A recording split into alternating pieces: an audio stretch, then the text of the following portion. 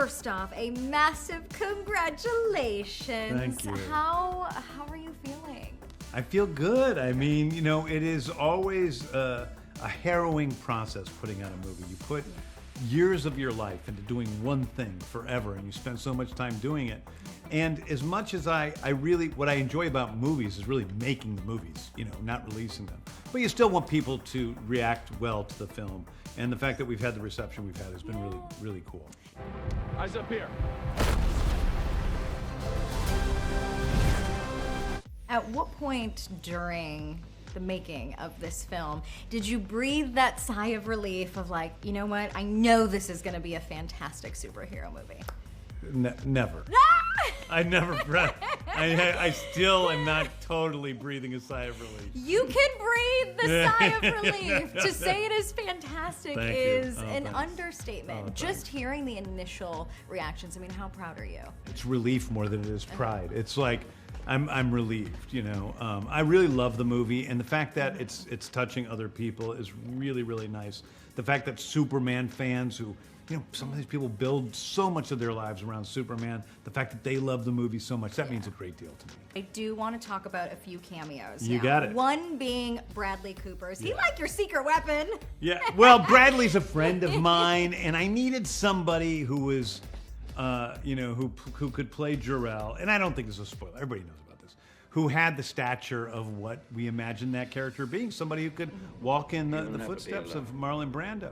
But I also didn't want to have, you know, a lot of times Jor-El is played by a 70-year-old man, and that means he was 70 when he had a baby, so I wanted somebody that wasn't, you know, too old, like everybody was bringing up all these actors that were too old for me.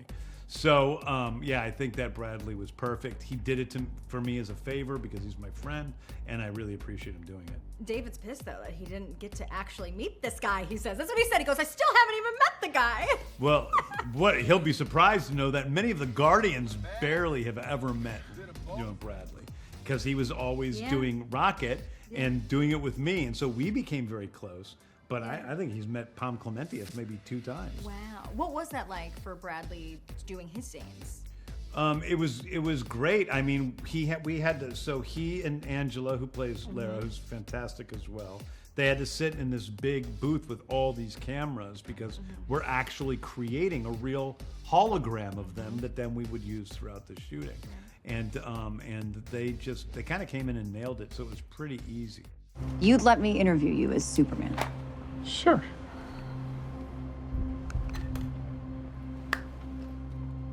Ready? Let's do it, Cronkite. Superman. Miss Lane. Of course, there's heart, there's humor, there's action, and there is David and Rachel as the dynamic duo that just, oh my gosh, is so captivating on screen.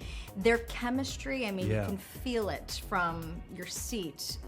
But what is it about those two that you looked for when casting these characters? Just so much. I mean, for David, I really needed somebody who looked like Superman, first of all, but who also had the, you know, the dramatic chops, the comedic chops, and also was able to, you know, do all the athletic stuff that we had. With Rachel, with Lois, I wanted somebody that was his equal in the force of nature. Like that scene where they're talking for 10 minutes, like she has him on the back foot, and you go, oh, I see. This is not a one-sided, like Lois all being Guga in love with Superman. She's the force of nature, and she's the one who's deciding, is this thing going to last or not? And then lastly, I needed to see them together. So we had 3 finalists for Lois, 3 finalists for Superman. We had them all read together. Everyone knows Nick Hoult was one of the finalists for Superman.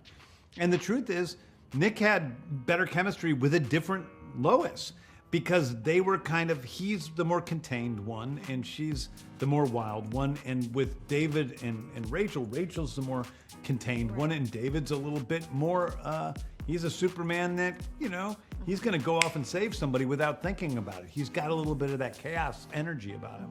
And so that, to me, is what really created that chemistry on screen, was those different magnetic forces.